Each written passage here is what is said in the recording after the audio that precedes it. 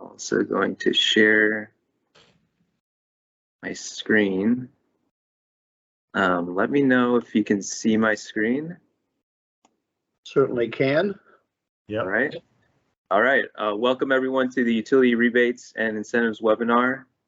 My name is Alex Bazan. I'm with the City of South Bend's Office of Sustainability. And let's get started. So this is our overview of the agenda for today. So we'll do a brief introductions, some tips from the Office of Sustainability, and then we'll get into the Indiana-Michigan Power, focusing on electric rebates and incentives, followed by NIPSCO, gas rebates and incentives, some brief announcements, and then we will conclude with a Q&A. So welcome everyone. My name is Alex Bazan. I'm the Sustainability Project Manager for the City of South Bend's Office of Sustainability. I am joined here today with Roger DePoy from Indiana-Michigan Power and Kirby Dipert from NIPSCO. And before we get started, I do want to give a quick pitch to for Energy Star Portfolio Manager as we start to think about energy efficiency upgrades and utility rebates and incentives. Energy Star Portfolio Manager is a great tool to add to the management of your building or buildings, whether you are a nonprofit, community organization, or business. As the saying goes, you can't manage what you can't measure, and Energy Star Portfolio Manager does just that. It's a free online tool from the EPA and the Department of Energy. It allows organizations to use and measure their energy and water consumption, as well as greenhouse gas emissions. Those are the emissions that contribute to climate change. You can also benchmark and manage energy consumption over time. 40% of commercial buildings use them, including 35% of Fortune 500. And here is a couple of screenshots of what that looks like. So the Energy Star Portfolio Manager allows you to track energy consumption over time, benchmark similar buildings, compare your building's past performance to current, and you're also able to compare your energy usage to similar buildings across the country that use Energy Star Portfolio Manager. So you're able to see how your building compares to its peers according to its building type, its building characteristics. And without further ado, I will hand it off to Roger from Indiana-Michigan Power. If everyone can, who is viewing today, can please mute their mics while Roger is speaking. I would appreciate it. Thank you. Thank you, Alex. Look forward to hopefully passing along some good information. I'm going to just quickly say next slide, please, here. Who can get a rebate? In essence, if you've got an electric bill from us, you're probably going to qualify. There are only a very few, very, very large scale users that do not. It can be something as simple as changing a single lamp or series of lamps to rooftop cooling and heating equipment, any number of things. So we'll touch on that. Next slide, please. So how can this get done? We partner with a company called Clear Result, and they can come out and identify areas on a walkthrough. We have a number of trade allies. You do not have to use our people. When I say our people, the contractors that are with us, you can do work in-house by yourself. You can choose any contractor you want. But there is money out there available to help you make good decisions on energy efficiency projects. Next slide, please, Alex. So last year, as you can see, 495 rebates that were done, saved over 36 million kilowatt hours through our territory, and over $2 million in rebates that were paid. And we're looking forward to an even more robust year this year, and we'd love to be able to help any of you that are looking for projects. Next slide, please. We can go right by this one here, Alex. The benefits. If you're doing this, you can connect with with people that are in this kind of a business. As I've been out making calls on a shop floor, I've sat on that facility manager side of the desk for many years. I'm not going to get into my background, but an awful lot of the large buildings in Michiana I've managed at one point or another. And it's not that I don't know, or it's not that I know more than they do, but if they're out there in their building, they're concerned about if their second shift crew leader is going to show up, or do they get their report done for tomorrow. So you've got a network of people that can look at things and help you. So what else can you do with energy efficiency? We'll read quickly. Obviously energy reduction, consumption and cost, making things more consistently comfortable, shutdowns. The old saying, if it's made by man, it's subject to failure. And if it's not maintained, it's almost guaranteed to fail. So that's one of the other things you can do. And then lastly, and this is getting larger and larger, preparing for carbon neutrality goals. You can certainly lower your footprint. When we do our kickoff for this program every year, we'll always talk about the amount of cars. If you look at, for instance, 36 million kWh, that's thousands and thousands and thousands of cars taken off the road if you look at that carbon footprint. Next, please, Alex.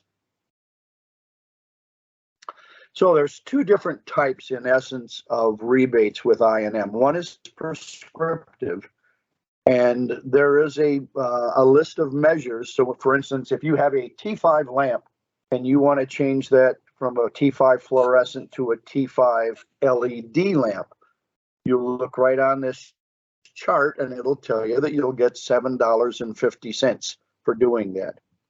You can see lighting fixtures, heating, ventilation, cooling equipment per ton, variable speed drives per horsepower. Those are the easy ones. You can do the work, and then you have actually 90 days from the time that work is done to submit your application. The other one, and I believe it's going to be the next slide here, Alex. Okay, well, one more thing on this. The pre-approval, if you're looking at a project that the rebate would be in excess of $20,000, that does need to get pre-approved.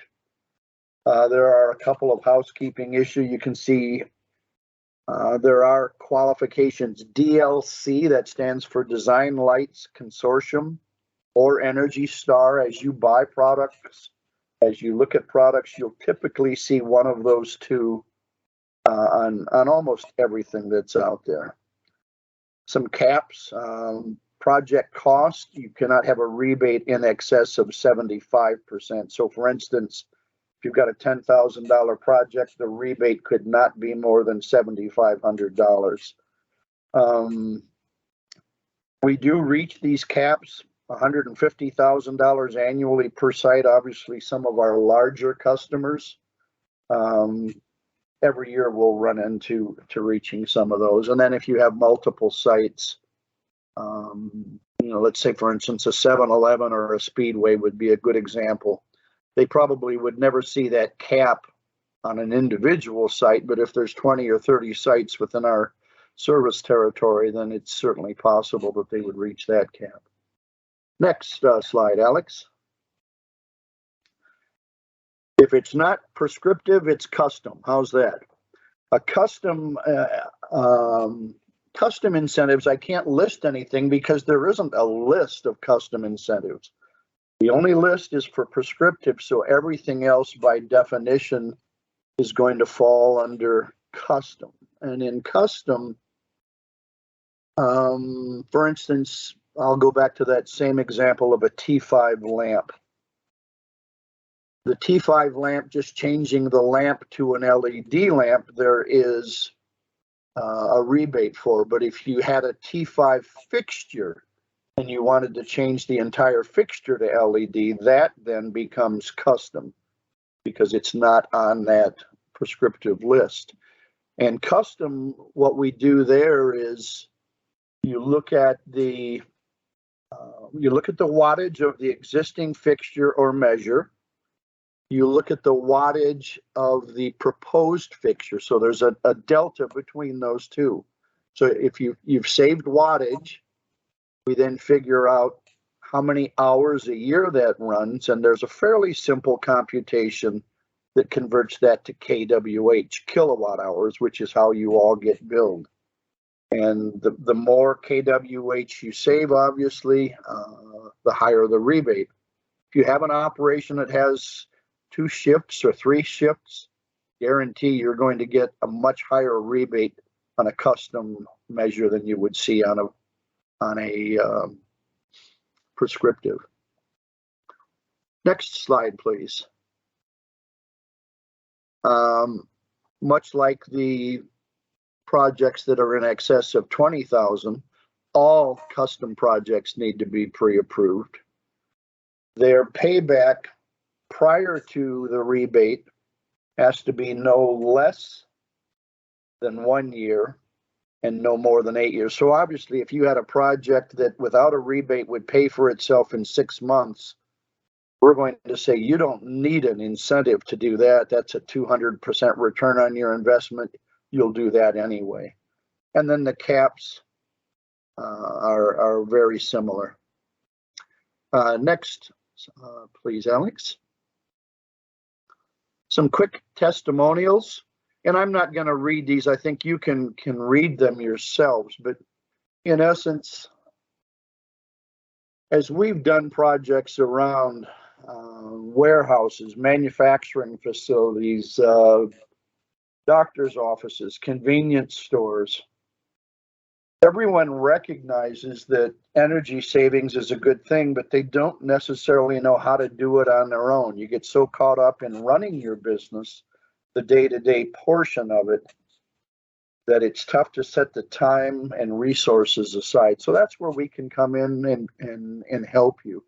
When we get to some of the Q&A at the end, we can get into some more detail. But for now, let's go to the next one here, please. Here's a quick one. Program helped us implement new lighting quicker than initially planned by offsetting the capital expense buy-in cost, which then fit into our budgeting. One of the things I think you'll hear from the sustainability department is through the EASY program that augments the rebates that we can provide. So obviously anything we do, if you can get an additional 10 or 20 or 40% of what we're already paying, it's going to make that rebate that much more cost effective, the project more cost effective. Next, please, Alex.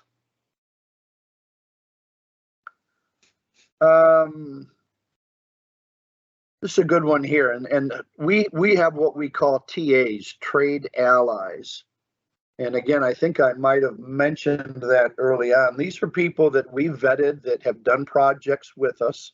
Again, you don't have to use them, but people that are familiar with the program, they know how to fill out applications, they know the process, that if they get into a project that's going to be custom, they know that they're going to have to come to us to get that project approved first, because unfortunately, if you have a custom project and you get all done and then say, "Ooh, I better look and see if I can get this, get a rebate for that."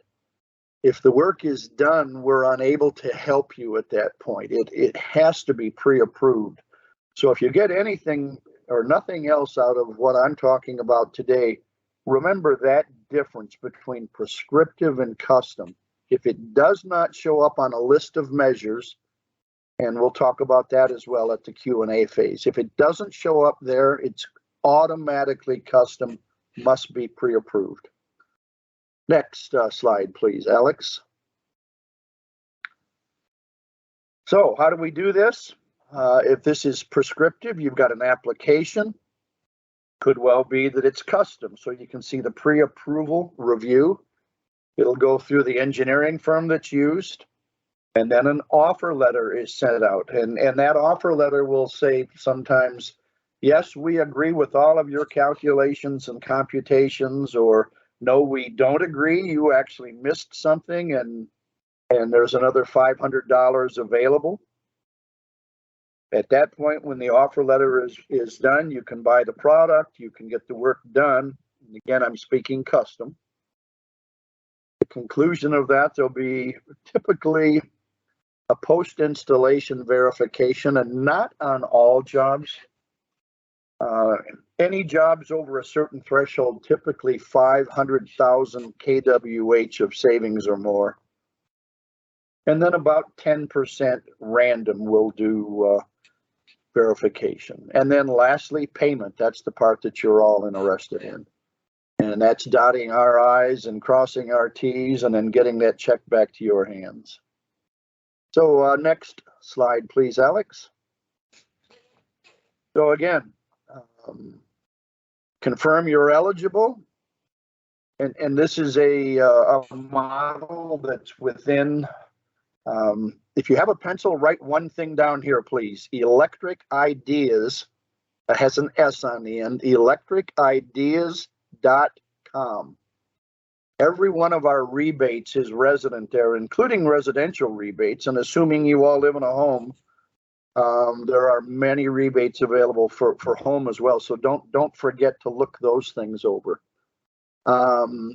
Providing details, start dates, spec sheets, no matter what you do as a project, whether it's a lighting change or installing new rooftop equipment, we will need specification sheets. It's fairly easy. Many times you can just take a photo off the box. Let's say if you've got a light or something, it'll be right on there. If not, you can go to the internet and say Lithonia IBG 26L42H, whatever that product is, and there's a spec sheet for everything out there. And that's one of the criteria. It has to be attached. Invoices for material, invoices for labor. Your operating hours, as I spoke on custom projects, obviously the more hours that a light burns or the more hours that a particular piece of equipment is in operation, the higher the potential savings. And let's go to the next one. I don't want to get too wordy here, Alex. So as we said on the prescriptive, that was bumped up from last year. It used to be $10,000. If it was going to be above that, you had to get pre-approval. Now it's all the way up to 20. So most projects on prescriptive will not need to be pre-approved. Compressed air.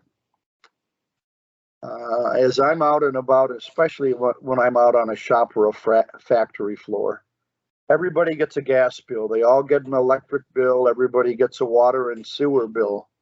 If you got a compressed air bill, you would not sleep at night. Compressed air is far and away the most expensive utility on a shop floor. So we recommend leak studies and fixing leaks. A single 1/16 of an inch hole on an air compressor system that runs 24/7 will cost you about $750 a year. 1/16 of an inch leak. That's also operating at 100 pounds of pressure, I should add. So the new online form this year, you can keep track of the status of any projects. We are going to be moving some additional measures to that prescriptive list. So when you go to electricideas.com, if you don't see some things you think should be there, probably good chance you will see some of those things in the very near future. Next slide, we might be awful close to the end of my slides here, Alex. Not quite, I'm sorry. I don't think we've got any trade allies, any contractors that are out here today, but these are some of the benefits to being a trade ally. And we're always looking for more electrical firms, for more HVAC installers, compressed air, what have you. So if you know anybody, send them our way, please. And now where are we, Alex? Thank you. Hopefully you'll get a lot more out of the Q&A. I think that's, especially with a group this size, my guess is we'll be able to tailor it to reach your individual question. So I'll look forward to that part of the presentation coming up. All right, thank you, Roger. I'm going to hand it off to Kirby.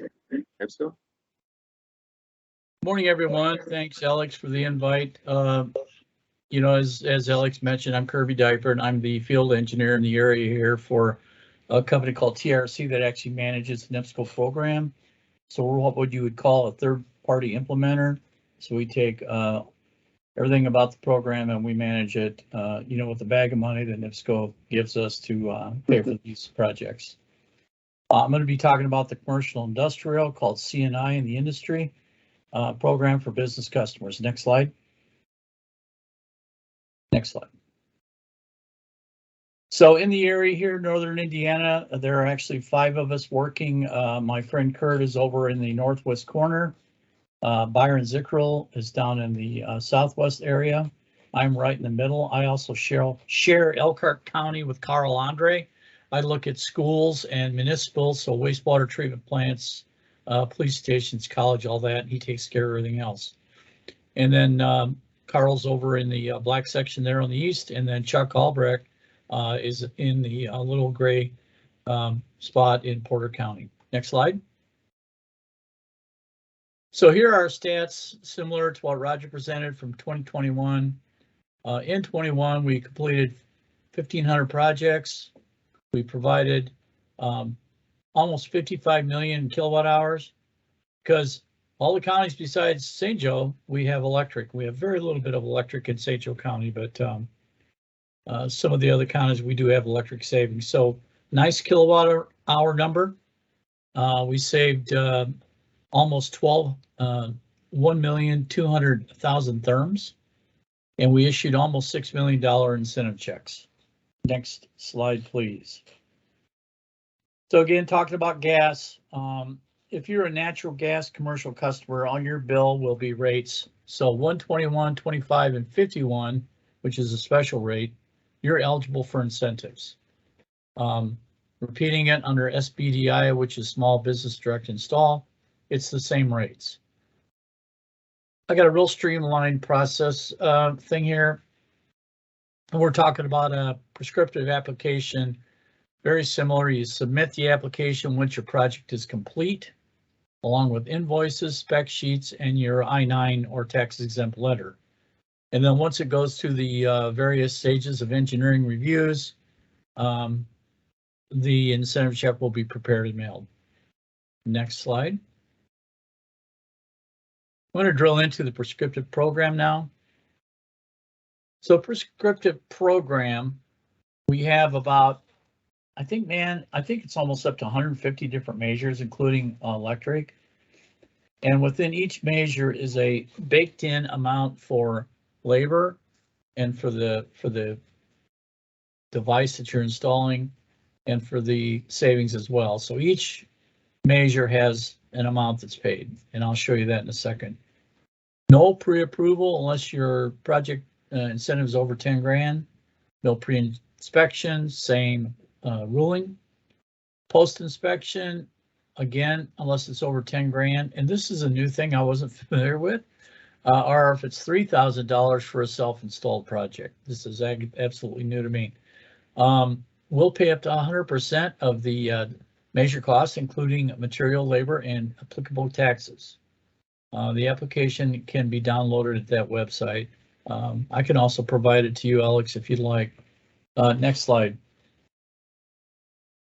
So here are some of our measures. You know, I just did a screenshot of the gas only. So you can see on there that if you've got an existing furnace that's 80% efficient, which isn't great, you're installing something that's greater than 93% efficient, we will pay $2 per therm per 1,000 BTUs. So a therm is 1,000 BTUs. And so as you go through there, there's money for boiler tune-ups, there's money for steam traps, and as well as pipe installation. If you have a school or facility that has a hot water or steam boiler, and you go down to the mechanical room and you see perforations or separations in the insulation, guess what? It's not working. It's not working at all. All that heat is going through that little tiny crack. So give us a call and we can take a look at that for you. Next slide. I'm going to talk about the custom program now. Exactly what Roger said, custom's custom. It could be anything. These savings are calculated, and so it's $1 a therm per therm saved in the first year. That ends up being the incentive. There's always a pre-approval required for a custom project. Pre-inspection is required. Again, new thing for me, if it's over $10,000 for contractor installed or $3,000 for self-installed. There's always going to be a post-inspection, and we'll pay up to 75% of the cost, including material, labor, and applicable taxes. Next slide. Small business direct install. You know what? Go back to the previous slide for a minute. So custom program could be anything under the sun. In our area right here, I had a huge project over New Carlisle for a grain dryer. This is something that, you know, they recirculate the air, heat the grain, and have a more efficient thing. It could be something as simple as capturing heat from a compressed air system. So if your compressed air is pumping the heat from the compressor outside, you can vent that inside, and we can pay for that in therms. So custom project is it's actually quite varied and extremely interesting. All right, next slide. Small business direct install. Next slide. Okay, again, this is generally an owner that has a smaller amount of use. I mentioned the rate earlier. No pre-approval required unless it's over 10 grand. Same thing on inspection, same thing on post-inspection. Now here's the thing about that. Both us and INM also have what's called Emin V Requirements, EM&V. And what that is, that's a third-party company that evaluates all our projects. And because of the EM&V, we are required to randomly select 1 out of 10 projects for a random inspection. I've been on inspections for $200 on a post-inspection. So even though that says no post-inspection required, if it's a random, it will be required. Okay, next slide. Here's an example, Sbdi. They pay a little bit more. So if you look at the pipe insulation, it's a little bit more per linear foot than on the regular prescriptive. We have steam traps, we have boiler tune-ups, we have very similar things. Sbdi is nice because it does pay a little bit more. And that's something that, you know, I can give you all more information on offline if you're interested. Next slide, Alex. So new construction, this is something that many people don't know anything about. You see cranes, you see work going on. If it's in St. Joe County, they're eligible for a gas incentive. Same thing, we pay $1 a therm. We generally can do those calculations for the owner. The problem with new construction is the owners, the folks that are paying for the buildings, don't know about this program, or their contractor or their builder, who probably does know, won't take the initiative to bring the projects to us. So it's kind of an example where we really have to be a Sherlock Holmes and try to figure out if there's an architect, if there, you know, who is it that's building this? And then we start and actually pull it through. But it could be very good. I'm not gonna mention the name, but there's 2 candy companies in the area. One of them is just a factory and is building a new factory. And they have a very nice gas incentive project on the way that I was able to. The other company is building a new factory also. I can't get anywhere with it. So it really comes down to, you know, I have to be really persistent. I have to be able to partner up with like Roger, for example, to find out what's going on, who's who. But new construction's nice. Pre-inspection is required. So I'll go out and take a picture of bulldozers pushing dirt around.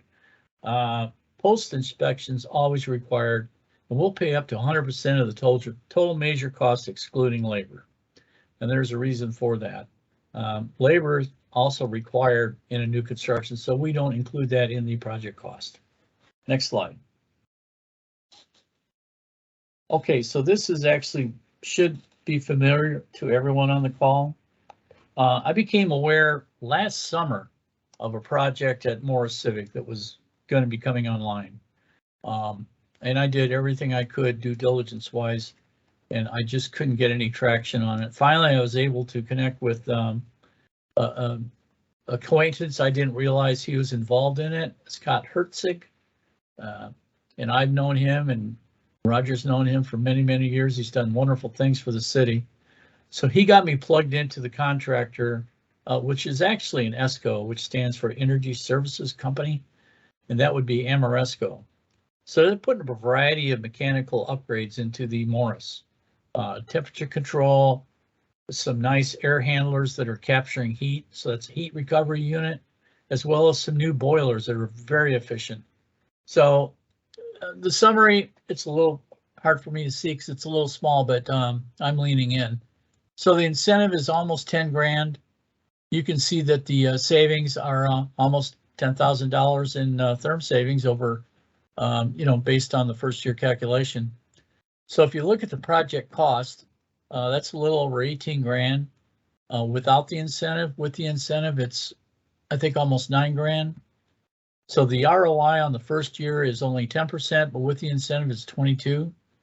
The payback is almost 10 years without the incentive, and it's not even 5 with the incentive. Okay, so I want to tell you about that project cost. The project costs a whole lot more than that. That project cost is just for what is being applied for on the incentives. And second of all, it's based on something called an incremental cost.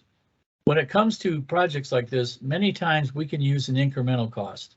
And just to give you an example, it would be the cost between, I'll just call it a dog, a non-efficient piece of equipment compared to a high efficiency piece of equipment.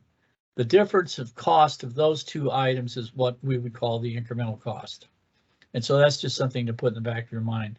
So this is a nice project. I'm proud of it. It almost didn't happen, but without my persistence, it wouldn't have. So you can see the greenhouse gas reductions down there and so forth.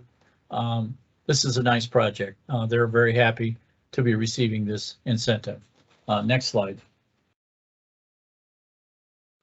So the key takeaways, if you hear about a project, a new construction, you're walking down the street, hey, I see somebody putting something together, give me a call. I'd be happy to start working on it. Call us early, call us often. And I think that's all I have, Alex.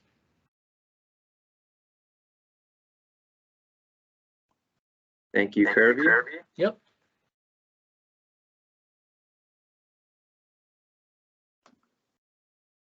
I'm going to go on to the utility bills and examples. Kirby, can you mute your mic? I think your mic might be open.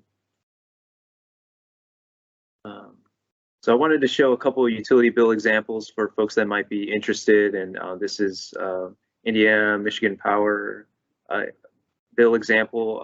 Roger, I don't know if you wanted to highlight anything within this bill that might be of interest to Indiana, Michigan Power customers. Well, just some general things on the portion of it that's to your left there. As you can see, that usage history, and those numbers on top of each of those bars are the kWh, the kilowatt hours that were used for that period. We can look at a bill and typically pretty easily see if there's electric heat as opposed to gas, because you're going to probably typically see those winter months much higher than the other months. Conversely, with air conditioning, if the output of a particular facility is consistent, you're going to expect a higher period or a higher usage in the summer. So the line item charges, and as we read down, I can see tariff 215, which is a general service. That would be a small commercial account typically. So there is a service charge, there's the billing, current billing, and then all these other things are called riders. And this is something that the IURC wants us to show. It'd be a lot easier just to say, here's what you used, please send this amount of money. But every one of these things is broken out. Fuel adjustment, That's about 4/1000th of a penny per kWh. Off-system sales margin sharing. PJM is an RTO, a regional transmission operator. That's the grid operator. PJM stands for Pennsylvania, New Jersey, Maryland. They have a large portion of the Midwest, about as far as we are, and then most of the Atlantic seaboard. And that group is challenged. Their charge is make sure there's enough electricity available tomorrow for what the needs are tomorrow. Literally, they're in touch with our people in terms of how much power is going to be generated. They're looking at weather reports, other factors like that, so that the grid is balanced and does not tumble. We don't have brownouts or blackouts. Phase adjustments. Cook Nuclear, you're paying what, 12 cents on this particular account. The energy efficiency program costs. I do tell people that it's not just that we're nice and we're going to give you money. What we're doing is giving you your own money back on energy efficiency. This is probably a prime example of it takes a village. This was set up by the Energy Policy Act of 2005. So utilities are in a position where we will market these programs, where we'll market energy efficiency, encourage you to do it. And why would we do that, whether it's our funds or yours? The long period of time, if we needed to build new capacity, nobody wants a power plant in their backyard. People don't necessarily want windmills or wind turbines or solar in their backyard. So if we can make sure that people are most, using what they have most effectively, that's going to be a good thing. Some of the other writers, now this particular account has some outdoor lighting on it as well. On the right side of that particular piece, it gets into usage. And if you look at that, that's going to be subsequent months, so you can see if there's a trend there. There are times where I've been able to look at a bill from a smaller commercial account and compare it to, that 2 or 3 month trend, compare it to last year. Ask a couple questions and find out that, boy, something's definitely not right here. And a little bit of investigation. Sometimes I found a unit at a small company over on Monroe, and they had a compressor that was giving them all kinds of problems, and they didn't realize it, and that's where a big chunk of their bill was.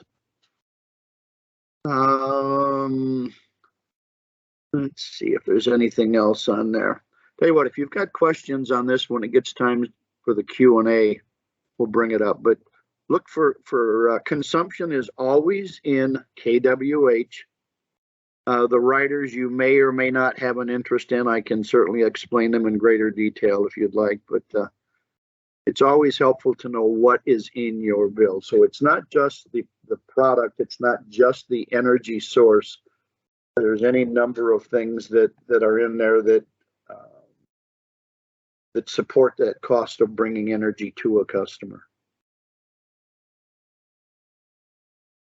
All right, thank you, Roger.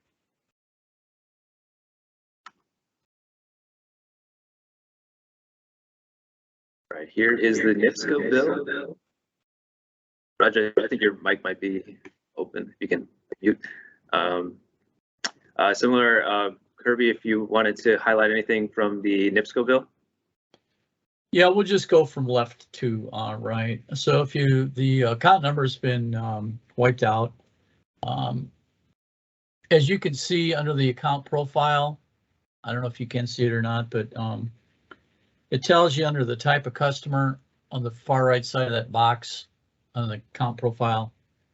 It says non-residential gas service customer choice program. Choice program is interesting because they're a NIPSCO customer, but they do not buy their gas from NIPSCO. They buy it from a company called IGS Energy, which is on the bottom, and I'm not going to jump down there quite yet. So if you staying on that left-hand box there, if you look under the Contact Us box, Those are some very important phone numbers. The first one is customer service on your bill that you call to make changes to your service. And there's also an emergency service number if you smell a gas leak. So those are important to know where those numbers are at. You go back to the now account summary, and that is going to show you that this the current charges are $4,800.40 for the amount of therms that were used. And that's interesting because it's a combination of gas delivery, which is what NIPSCO charges for, and gas supply, which is what IGS charges for. And then if you look down at the bottom there, delivery and supply summary, you know, it shows the beginning balance of $2,300 some odd dollars and the current delivery charges of $1,200. They paid, you know, $2,300. Their ending balance is, you know, the $1,234. And then it shows you how much energy they purchased, which was about $3,600 of energy. Now, the more interesting page would be to the right. And just like Roger had said, if you look at the usage history, those bars represent therms used. So the very first bar, February 28th, you'll notice is 6,209 therms used. Now, interestingly enough, if you go over to February 28th of 2022, it's 7,659.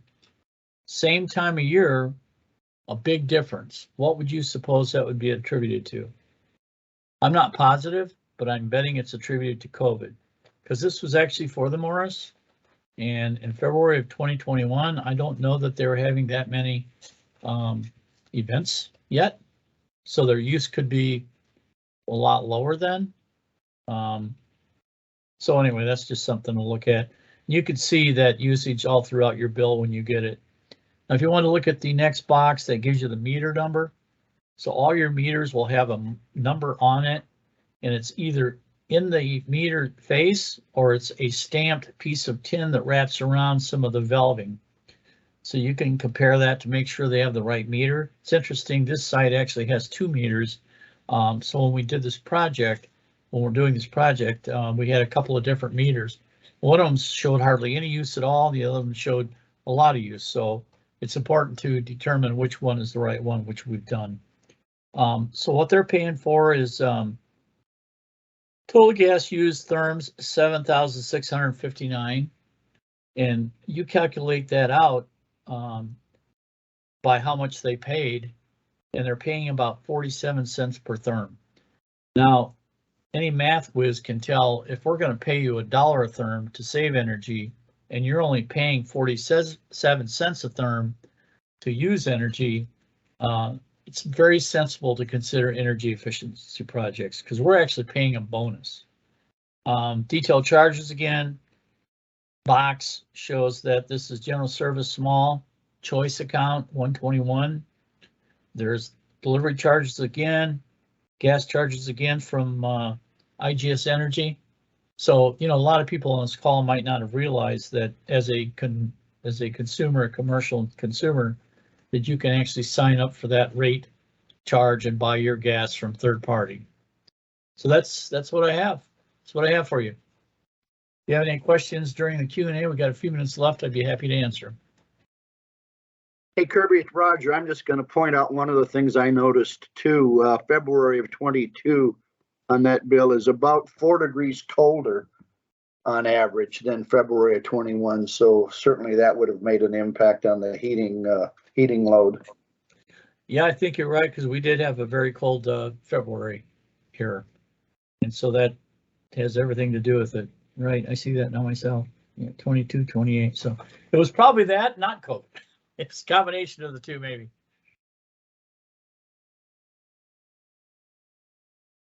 All right, thank you, Kirby. Yep. Just a quick feedback on our webinar, where as we're before we go into announcements and Q&A, if you can give us a thumbs up or put in the chat if you have the chat feature, how you would rate this webinar thus far, good, fair, poor, we'd appreciate it. And while you're entering in that feedback, just some quick announcements. Again, thank you all for attending. Stay tuned for opportunities through the Office of Sustainability, you can visit our webpage at southbendin.gov/sustainability. Follow us on Facebook and Twitter at Sustain SB. We do have an EASY program that was mentioned during the webinar. EASY stands for Energy Assistance Solar Savings Initiative. It's a program that assists nonprofits and community organizations to become more energy efficient, to go solar. We do have a deadline coming up to apply to the fall cohort, which is June 3rd. So if you're interested, please visit southbendin.gov/easy. And now we will open up to Q&A. So you could either unmute or enter in the chat, and we can answer questions that way. Thank you. Alex, I have a question. Kirby, I'll reach out to you later, but this one's directed to Roger. Roger, when you came out to our space, we talked about a couple of things, but I have a question about the HVAC rebates specifically. Can you quickly describe what a heat pump system is compared to a unitary split AC unit? And then another second question real quick is, one of the companies had a hard time finding anything over a 16 SEER. And then I did reach out to EJ White, as you suggested. They gave me one, but then their price was like 20% higher than the 15.6 SEER that the other contractor had. So just trying to understand, one company is having difficulty finding, and I don't know if it's because they're more residential than the other company, but yeah, those are my. It's possible, or they may have a narrow range that they typically look for, Jeff. Okay. With HVAC products and with SEER ratings especially, and that stands for those listening, seasonal energy efficiency rating. Many installers in our particular climate will tell you that it doesn't pay to go to a higher SEER. And I'm going to agree with that to a point. But I'll also tell you that you take a summer like we had in 2020, and you're going to wish you had that higher SEER rating, because that was a very, very warm summer. And that higher SEER rating would have led to much lower bills throughout that course. So there's where the incentive comes in handy. You wouldn't normally, as an installer, you wouldn't normally ask or push someone to go to that rating. But with the incentives that are available, then it makes sense. So, you know, we can't make an installer deliver a high SEER. You know, they're going to be, this is my day in, day out recommendation for South Bend, Indiana, for a certain size of building and a certain temperature range. But those incentives are there. I guarantee you, if you were to call Habegger, which is out by the airport, they're a wholesaler, Johnstone Supply, Berkheimer, and ask them for a list of contractors that'll supply high SEER rated products, you'll find it. Your first question on heat pumps. A ductless heat pump, you may have or may not have heard of what they call mini splits. Mitsubishi probably, if I'm recalling correctly, probably pioneered that. In a mini split, you'll have a compressor that sits outside, typically on a slab, and you have just two lines, a refrigerant line. One is called a suction line, one is a liquid line. So all you have to do, there's no ductwork in a mini split. They're also called ductless heat pumps. And then the cassette or the head can either be mounted in a suspended ceiling or it can be mounted on the wall. The very, very high efficiency. I mean, you'll get up into the 21.5, 22, approaching 23 SEER ratings with them. And a big advantage, if you're in a facility that has numerous rooms, you kind of do, Jeff. We put one in at our church. Actually, we put 2 units in. You don't have to do the whole church. If you've got a meeting going on with your board in one room, that's the only room that needs to be heated or cooled maybe at that time. So beyond the fact that they're just incredibly efficient as well, You don't need to have everything zoned to be on at the same time, and that's obviously going to lead to greater and greater savings. So, and then Jeff, you got my number. Feel free to call me too, because there are others that are out there.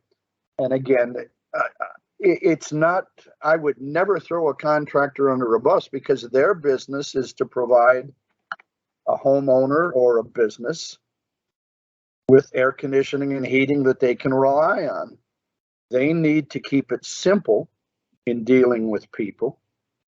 So in South Bend, Indiana, like you say, the typical forced air gas furnace is probably going to be 90,000 BTUs, because they're going to say the house is 2,000 square feet, and there's formulas that are used for this.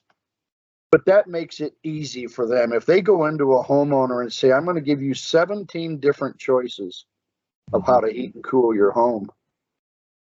If they did that to me, my head's going to be spinning. Yeah, it's like, oh, that's too many choices. Just, the old adage of keep it simple, stupid. So they're going to make it. I've got a Yugo and I've got a Cadillac. I've got the most efficient. I've got the middle of the road. So I shouldn't have said Yugo, I suppose. But and then how can we work within those realms? Yeah. Okay. Air conditioning and HVAC is a little more complex than a simple light fixture or light bulb, though, no question. Yeah. Okay. Thanks, Roger. I'll reach out to you. Mm-hmm.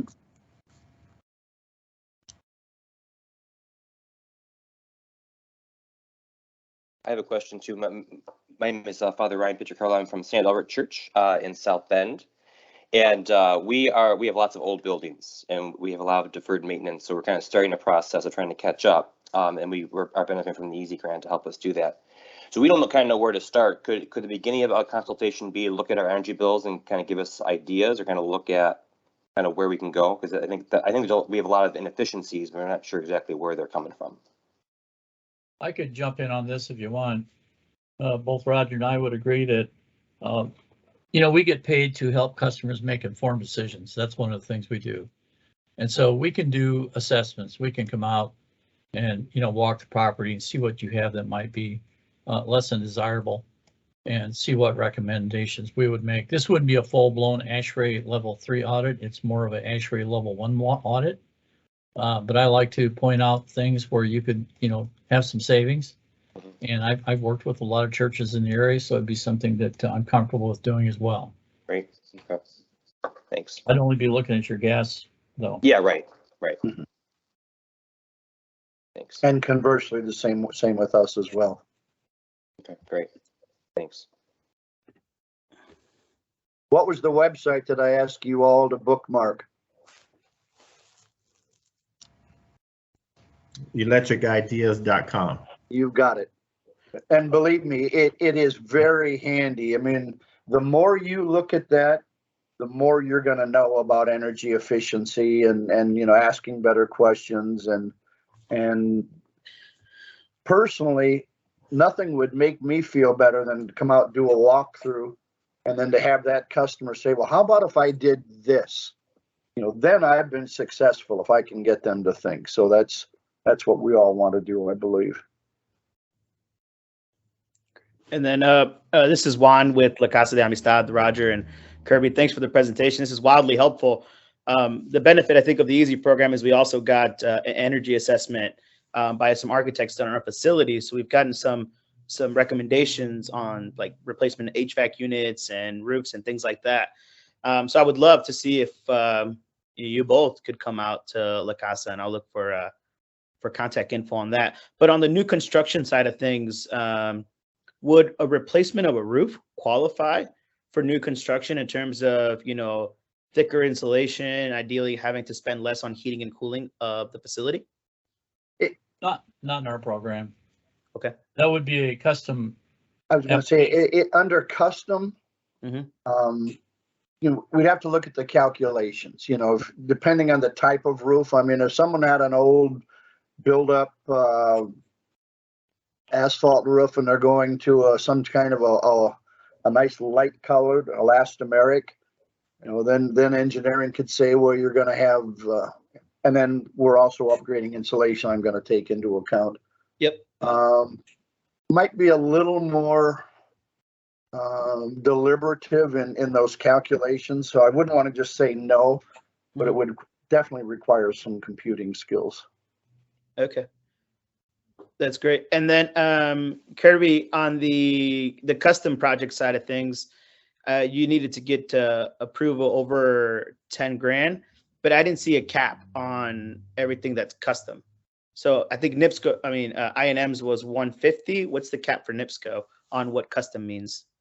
Yeah, you know what? It changes, but I believe it's, I don't even have a form handy. I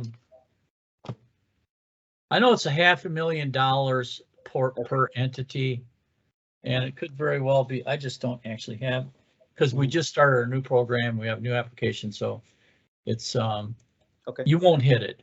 Okay.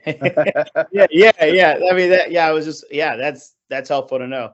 That 150 mark was like, oh, okay, we could maybe on some major upgrades could maybe get close. But the $500,000, no, you're absolutely right. We also recognize we've got like 8 HVAC units that all pretty much need to be replaced. And if there's an incentive from both parties, I mean, that'd be great. I mean, if you're doing rooftop units, Roger, I know you'll agree, the heating in those things are not condensing furnaces. They're never going to be any more than 80% efficient, so nothing for you there. You might want to look at VRF because that's variable refrigerant flow. You can replace all those rooftops with a VRF system, and then we could give you therm savings. They're extremely efficient. I know Notre Dame uses a lot of VRF out there. It's quite popular. Many different manufacturers of that. Something to take a look at. That'd be Absolutely. great. Thank you. Yep. And if you're working with contractors, architects, engineers, you know, I've always encouraged customers of mine to have them contact me directly. We're going to speak the same language. When it comes to HVAC and new construction, ASHRAE 90.1, which is the American Society of Heating and Refrigeration and Air Conditioning Engineers, 90.1 is just a particular standard, and then that's the 2007 version. Means nothing to anybody here, but that's kind of the industry Bible in the state of Indiana. Yeah, and Roger mentioned ComCheck on his. We use that as well. We got a new construction project. I just talked to a lady that's building a new Dairy Queen, and I said, get me the ComCheck, and that'll tell me what you're eligible for. There's no reason going down that path if everything that they're planning on installing is not going to be energy efficient. We just saved a lot of people a lot of time. So that's a great document, and that's based on that ASHRAE standard for the Indiana Energy Code. And the ComCheck, it stands for compliance check. You cannot get a building permit in the state of Indiana without having a ComCheck done. So certainly the architect or engineer will be very familiar with that. It'll talk about lighting. It'll talk about the building envelope. It'll talk about mechanicals. In the last 6 years, have probably done, I don't know, probably 36 new construction projects, probably more than my other 3 compadres combined, because I work in Elkhart quite a bit. And Elkhart, I'm sure you're aware, if you don't drive through Elkhart every month, you don't recognize it from month to month. There's just new things popping up everywhere. I do want to recognize the time. We are at 12 o'clock. Happy to stay a little bit later to just answer some additional questions. But for folks that do have to hop off, I did enter into the chat some links to the Indiana, Michigan Power, and NIPSCO incentive and rebates. So those you can click on those links and go to those respective web pages to learn more and apply to those rebates and incentives. I will also share this recording on our Facebook page and Twitter, as well as on the city's YouTube page. And I'll add some links as well for folks so that they can continue to look into incentives and rebates that are offered by Indiana, Michigan Power, and NIPSCO. Kirby and Roger, I'm not sure if you have a hard deadline, but I'm happy to stay on the call for a few more minutes and answer any additional questions. I can as well for those that would like to stay on. I can hang loose a little bit. Kirby and Roger, my name's David Smith with the YWCA North Central Indiana here in South Bend. We're a non-for-profit domestic violence shelter. I think I probably already know the answer to this, but we had a couple of years ago, it's been about 2 years for each project, we replaced our chiller, and then we also replaced one of our domestic water boiler. And you know, at the time, none of us thought about energy rebates or anything of the sort, and the contractor certainly didn't suggest it. Is it too late for any of that at this point? Yeah, it would be, unfortunately, yes. Okay. We can get them sometimes if it's within 30, 60, even 90 days. We can go back 90 days. Yeah, compelling letters saying that it's got to be legit, and we can definitely help with that, but this is way past. Yeah, we're way past that point. Who was the contractor by chance? OJS Building System was the contractor for, well, actually, no, OJS was the contractor for the boiler, and Griffin Plumbing for the chiller. Yeah, Griffin, that's a block away from my office in Elkhart. They both know about the program, and you know, I'm not going to throw anybody under the bus, but that's what I was saying earlier. You know, if the contractors were more proactive, these incentives, I feel, are another tool in their toolbox, and if they would just bring it up, it would make them heroes instead of zeros.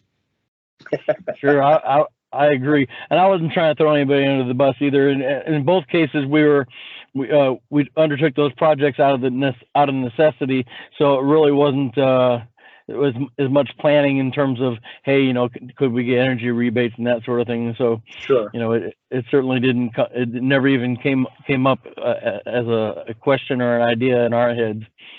And David, in the future, if something like that comes up, the magic word was, you know, have to.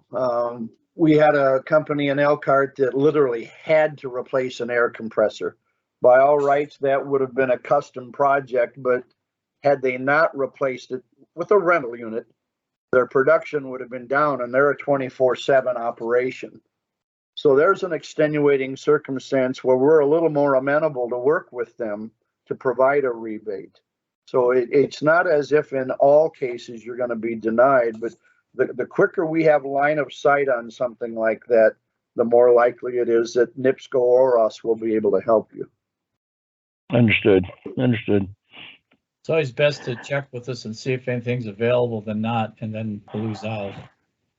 You know, I'm at a point where I actually kind of oversee our whole program now, so I'm not out typically the one making calls. I mean, I still judiciously will go out and make inspections. Because that's what I really love. I've got I don't know. Kirby and I were talking before this thing started. Between the two of us, I don't think we want to say how many years of experience we have in working around buildings, but I like to do that. I mean, I can point out things, whether it's compressed air or putting in a frequency drive somewhere that could be used, or changing the lighting, or putting in motion detectors, or putting in door strips around dock doors and walk-in coolers and things like that I know and Kirby knows will save money and make for a more efficient operation.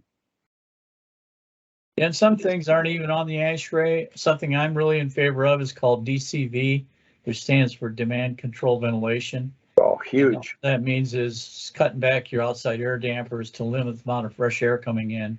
You reset your system based on CO2 presence in the space. Now that's something that's not on the ASHRAE. So even a brand new building is required to have a building automation system, but they're not required to have DCV. So that's just, you know, some low-hanging fruit that's out there, and it's also available for renovation. So Roger and I both, we keep up to date on the industry standards. We're both very knowledgeable, and we both really enjoy what we're doing. So it would be our pleasure to help out with anything you've got coming up. So if I mention DCV to OJS Building Systems, they would be able to help me out in terms of making adjustments to our air handlers. Yeah, Absolutely. And if you had a contractor that didn't know what DCV was, choose another one. Gotcha. well, I mean, OJ may look at you like a deer in headlights, but I don't think so. They have some pretty smart people there. I've known them. Sure. KMC Controls down in New Paris. Not a lot of people are familiar with them. It's interesting because they make building controls for a lot of other name brand companies, Johnson Controls included, Trane, what have you, but they are very, very big in demand control ventilation. That's something I could go into a Speedway gas station and they could put one in and that thing would pay for itself probably in 90 days.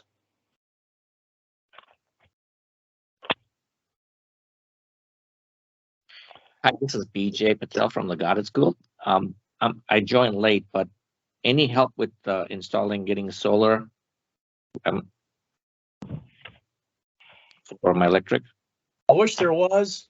There's no incentive because incentives are based on energy saved, not the source of energy. Now, some outfits like Duke is starting to do solar incentives just because it helps out their capacity. But with NIPSCO, even in our electric areas, we don't have any sort of incentives for solar. Thank you. Now, are you looking for somebody to help you install it, or were you looking for some financial assistance? We have a couple installers we're looking at, so I have some of that already. I was just saying if there was any incentives to help out. We run our own water plant as well as septic, so the bills are huge. So, You know, we've had some nonprofit St. Anthony's School over at in church at what is that, Jefferson and Ironwood has quite a system put in, and it's been very very good for them. It's especially in some of the other periods in the hotter months of the year, it helps them to what they call peak shave. Won't pay the bill, but it'll certainly pay those and lower some of those peaks that you would see. So it's solar is definitely here to stay. We have a number of solar farms ourselves, smaller ones. And we did just put the large one in over on Cleveland Road, but we've just recently put out a request for proposal for 500 megawatts, 500 million watts of solar to add to our portfolio. So it's not going anywhere. yeah, we're looking out also, so it pretty much paid years. I was just seeing if there was any other help other than the federal. Yeah, the federal, you know, obviously the production tax credit of 30% is certainly helpful. Cool. Thank you. Hey, BJ, this is Alex with the Sustainability Office. I think you mentioned you're with the Goddard School. Yep. I'm not sure if you've heard of the EASY program or if you've applied. I haven't checked the recent applicant list. But if you are interested in that, one of the things that EASY does is provides a grant for energy efficiency or solar, 50% matching grant up to $10,000. And we also provide some assistance in terms of like reviewing solar quotes and things like that. We do recommend that you get at least 3 solar quotes so that you're able to compare and contrast those quotes.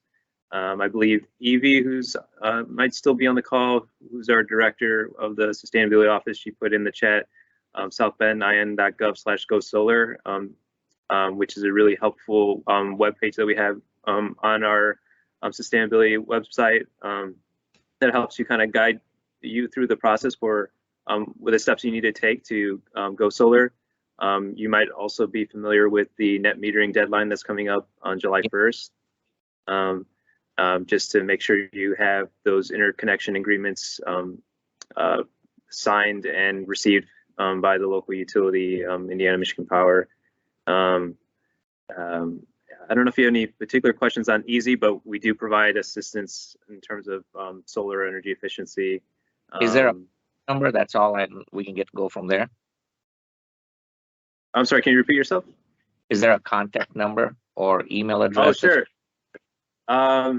Yeah, you can email the sustainability office. You can also email me.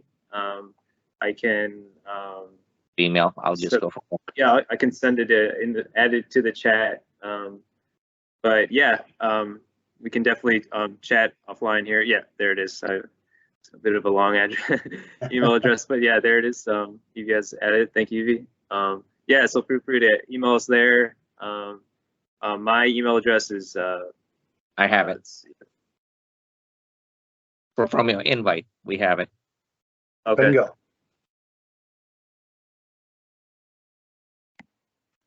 Last question here, but yeah. Alex. Oh, sorry. Yeah, I mean, if there's any other questions on that, feel free to email us or we can chat or call, have a phone call offline. And then last question before I hop off here, guys. Alex, is it okay for us to tap into Donna's knowledge with the assessment and connect with Roger and Kirby in terms of what may make sense for any rebate incentives? Yeah, I highly encourage that. Yeah, so I mean, we as part of the EASY program, for sure, you have the energy assessment report, and then our hope too is that with the rebates and incentives that are available through Indiana, Michigan Power, and NIPSCO, how can EASY participants for the spring cohort take advantage of those rebates in addition to the matching grant? So I definitely encourage to reach out to Roger and Kirby to see how any energy efficiency upgrades could be layered on top of the the offerings that are provided through EASY. We in the energy assessment report, we try to point out some energy efficiency upgrades that would work best for your building or facility, and help prioritize those projects that we felt would provide the best financial return. But I also would highly encourage reaching out to Roger and Kirby, as they have a lot of experience in this field of energy efficiency. Thank you.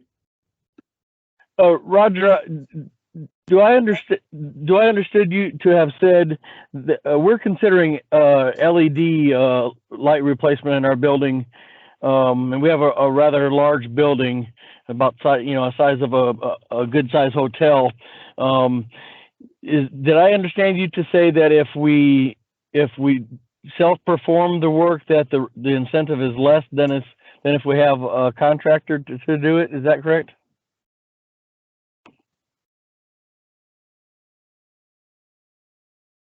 Roger, I think you're on mute. You're exactly right. I'm sorry. No, David, we don't specify that you have to have a contractor. The rebate would be the same whether it's performed in-house or if you have it contracted out. Okay, all right. I did misunderstand. I think Kirby, it might have been on, was that on your Sbdi, Kirby, where the labor factor was taken into effect? There's account? actually, it had to do with the amount of incentive that would require an inspection. Ah, that, okay. Up to $3,000 for self-install, or up to $10,000. Anything beyond those two numbers would require an inspection and pre-approval. Okay. Doesn't reduce the amount. All right, thank you. Yep. Mm-hmm.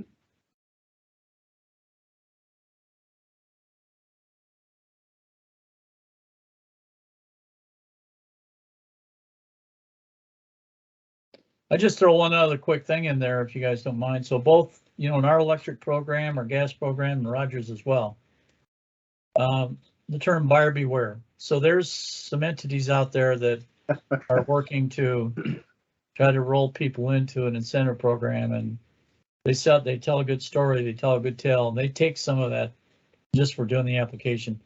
You can go that route if you want. It makes no difference to me, but you don't really need to. We both offer a lot of help in those areas. And if somebody's telling you they can get an incentive for so much and so forth, always check with us to make sure it's legit, because there's a lot of that opportunism going on in the industry. I just want you to all be aware of it. And the closer to a larger city, the more of it. So Northwest Indiana, you're going to get a lot more of it over there, I think, than typically in our market, but it still can happen. Does Titan LED ring a bell with either of you? Certainly heard of them. Good product. That's one company that we've consulted with as far as you know, executing a lighting change for us. It seemed they were kind of expensive, but they did detail a lot of the incentives and the rebates available as far as energy savings. On that website, the electricideas.com, there is a list of trade allies.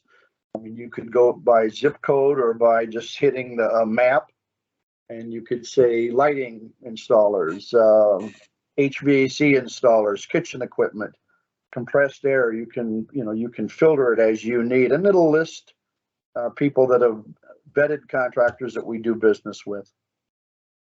All right, thank you. Again, you don't have to use them, but if they're on that list, they're certainly going to be legitimate. And I'm sure it's the same way for NIPSCO.